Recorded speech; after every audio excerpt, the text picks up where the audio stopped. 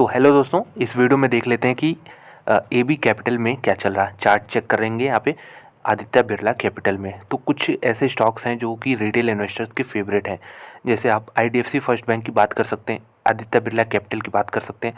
तो ये सारे स्टॉक्स ऐसे हैं जो रिटेल इन्वेस्टर्स काफ़ी पसंद करते हैं। पसंद करने का रीज़न मेरे ख्याल से कुछ दिखता नहीं खास तौर पे यहाँ पे एक कह सकते हैं, एक ही रीज़न है कि इनका टिकर सिंबल काफ़ी छोटा है। आदित्य बिरला कैपिटल 100 के नीचे है, यहाँ पे ये 30 रुपये मिल रहा है IDFC फर्स्ट बैंक। तो इसलिए लोग फैसिनेट हो जाते हैं कि यहाँ पे रिटर्न मिलेंगे। तो डेफिनेटली मैं ऐसा नहीं कह रहा हूँ कंपनी ख़राब हो गई, दोनों ही कंपनियाँ ठीक हैं। ऐसा नहीं है, मार्केट में इससे हज़ारों हज़ार कंपनी जो है ख़राब है, लेकिन ये कंपनियाँ दोनों अच्छी हैं फाइनेंशियल सेक्टर में। लेकिन फिर भी पिटाई हो रही है। तो डेफिनेटली मार्केट जब गिरता है, और मार्केट को आप सिर्फ सेंसेक्स या निफ्टी मत समझिए, सेंसेक्स और निफ्टी यहाँ पे ग्रीन बंद हुआ है। जो बड़े प्लेयर्स होते हैं HUL जैसे, यहाँ पे इन्होंने थामे रखा है मार्केट को, जो मिड कैप इंडेक्स में आई जा रहा। मिड कैप इंडेक्स और स्मॉल कैप इंडेक्स में ज़बरदस्त यहाँ पे सेल ऑफ देखने को मिल रहा है। जो भी FIIs के पास था, यहाँ पे आज ऐसा लग रहा है फिर से $1 बिलियन की प्लस सेलिंग देखने को मिलेगी, क्योंकि बहुत मैसिव सेल ऑफ देखने को मिला है आज इन दोनों इंडिसीज़ में। तो उन्हीं में से एक मिड कैप कैटेगरी का स्टॉक है आदित्य बिरला कैपिटल। 87 पे दोस्तों ये खड़ा है। किसी ने इमेजिन किया होगा क्या 87 तक आ सकता है? कोरोना में तो आया एक झटके में, लेकिन क्या फिर से दोबारा किसी ने इमेजिन किया होगा? तो डेफिनेटली नहीं किया होगा। एक साल का चार्ट देखिए आप, किस तरह का पैटर्न है। एक रेक्टेंगुलर बॉक्स बना रहा था, उसी में ये ट्रेड कर रहा था। उसके बाद यहाँ पे ब्रेक डाउन दिया, फिर दोबारा इसने रिटेस्ट किया, सस्टेन नहीं किया, फिर नीचे आ गया। तो डेफिनेटली अगर आप इसकी पूरी हिस्ट्री देखें, ये हमने खोल ली ऑल टाइम चार्ट, इसको इससे अच्छा होगा 5 साल का डेटा देखते हैं। तो 5 साल के डेटा में ये 240 से लगातार दोस्तों गिर रहा है। और कोविड के दौरान इसने लो कितना बनाया था? कोविड के दौरान लो था अराउंड 37 रुपीज़। तो आप विश्वास करेंगे 37 रुपीज़ तक ही चला गया था। उसके बाद देखिए ये अंतर आप पहचान लीजिए स्ट्रॉन्ग स्टॉक्स में और वीक स्टॉक्स में।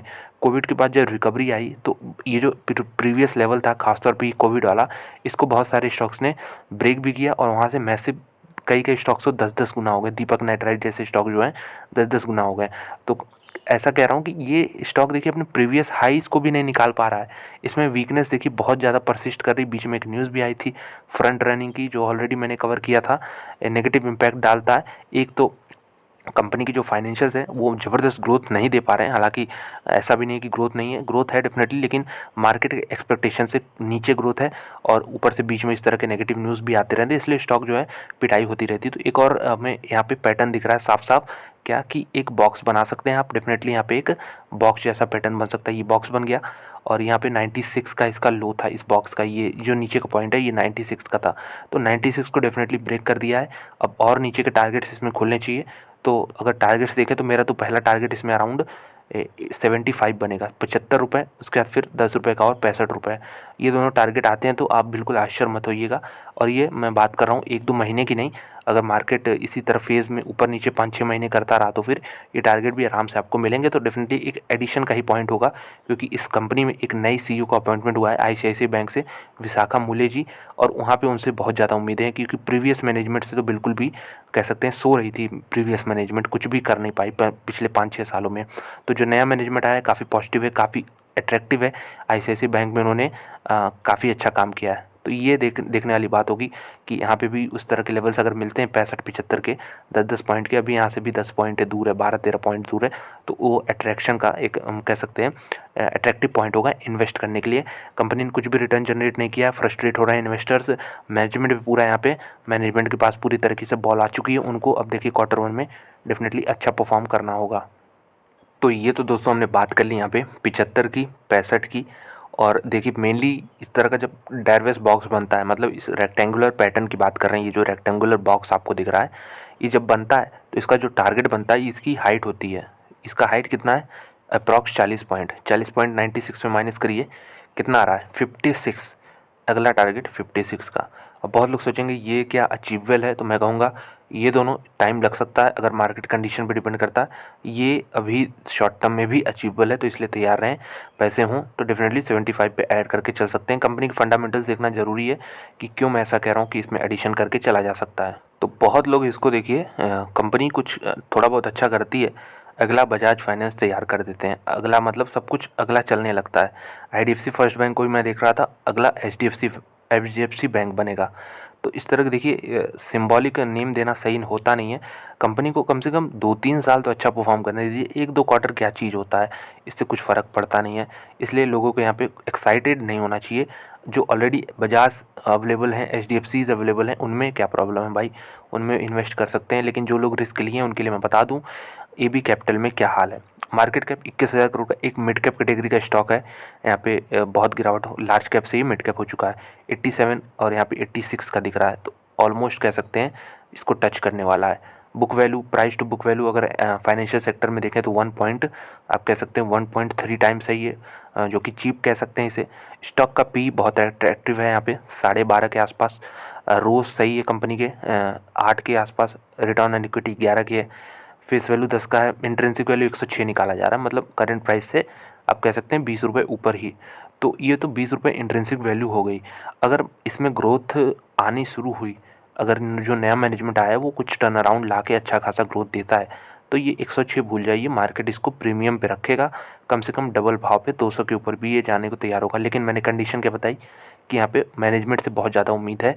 अभी तक लैकलक्षर परफॉर्मेंस यहाँ पे रहा है। टोटल एसेट्स देख सकते हैं 1,41,000 करोड़ के, तो विश्वास नहीं करेंगे आप कि इस तरह की भी एक फाइनेंशियल कंपनी है, एनबीएफसी है।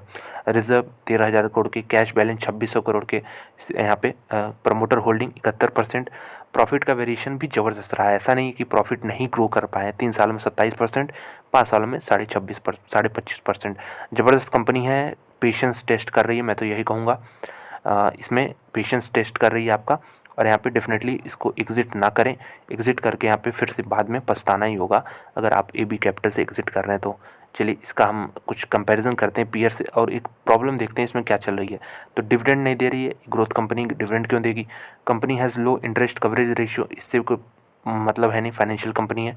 Company has a low return on equity, तो ये डेफिनेटली इंप्रूव हो सकता है जैसे ही प्रॉफिट्स बढ़ते हैं।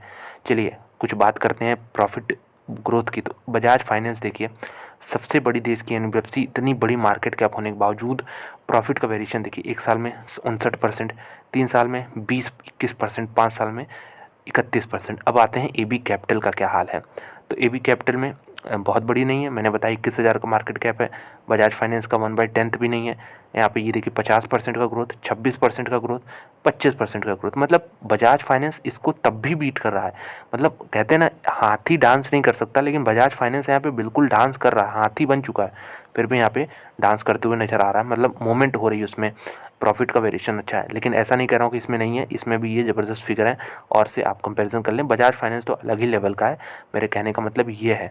आप देख सकते हैं यहाँ पे, और चाहे जिस एनबीएफसी से कंपैरिजन कर लें, चोला से कंपैरिजन सही होगा, तो चोला के मुकाबले इसने अच्छा प्रॉफिट ग्रोथ दिखाया है।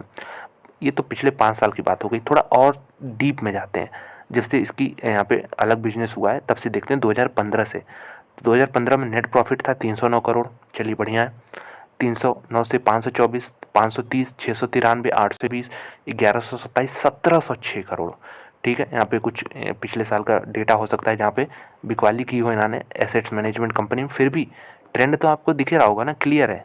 इस तरह प्रॉफिट ग्रो कर रहे हैं, तो शेयर प्राइस क्यों नहीं ग्रो कर रहा है? आप यहाँ पे डेटा देखिए, शेयर प्राइस पिछले 3 सालों में 1% हर साल नेगेटिव रिटर्न दिया है। प्रॉफिट ग्रोथ अच्छा है पिछले 5 सालों का, 3 सालों का, 1 साल का। सेल्स ग्रोथ अच्छा है। तो प्रॉब्लम क्या है? प्रॉब्लम यही है कि मैनेजमेंट जो है अभी फोकस्ड नहीं है बिल्कुल। बजाज फाइनेंस की तरह यहाँ पे मैनेजमेंट फोकस नहीं बना पा रहा है कि कहाँ हमें किस चीज़ में लीड करना है और किस प्रकार से शेयर होल्डर्स का वेल्थ जो है इसका भी एनहेंस करना है। अब नया मैनेजमेंट आया तो मुझे तो इससे बहुत उम्मीद है। आपको क्या उम्मीद है कमेंट बॉक्स में ज़रूर बताएं। प्रमोटर्स देख सकते हैं 71% है यहाँ पे। एफआईआईज जब तक एंट्री नहीं लेंगे अच्छे खासी क्वांटिटी में, कुछ होने वाला नहीं है। अच्छी बात यह है कि डीआईआईज जो है यहाँ पे देख सकते हैं कि ये 8% से 12%, 12.5% जो होल्डिंग है उसको बचा के रखें, यहाँ पे एग्जिट नहीं ले रहे हैं। पब्लिक भी देख सकते हैं 14-15% के आसपास झूल रही है इसमें, और सब कुछ सही है यहाँ पे। डेफिनेटली इस चीज़ पे आप फोकस ना करें। किस चीज़ की बात कर रहा हूँ, जो ये आपके सामने आ गया 87.2, यानी इस प्राइस पे आप ध्यान ना दें। बिजनेस मेरे ख्याल से सॉलिड है, सब कुछ यहाँ पे सॉलिड दिख रहा है। मार्केट इसको प्रीमियम नहीं दे रहा है, इसका रीज़न मार्केट ही जाने। लेकिन जो मैं अनुमान लगा रहा हूँ यही है कि मार्केट मान रहा है कि मैनेजमेंट जो है इफ़िशिएंटली आप कह सकते हैं काम नहीं, मार्केट को भरोसा है अभी। लेकिन नया मैनेजमेंट आया तो मुझे तो इससे उम्मीद है। आपको उम्मीद है कि नहीं, एक कमेंट बॉक्स में ज़रूर बताएं। तो दोस्तों वीडियो देखने के लिए धन्यवाद। अच्छी लगी लाइक कर दें, चैनल में सब्सक्राइब कर दें। इसी तरह के और वीडियोज़ पाने के लिए मिलते हैं आपसे अगली वीडियो में। धन्यवाद।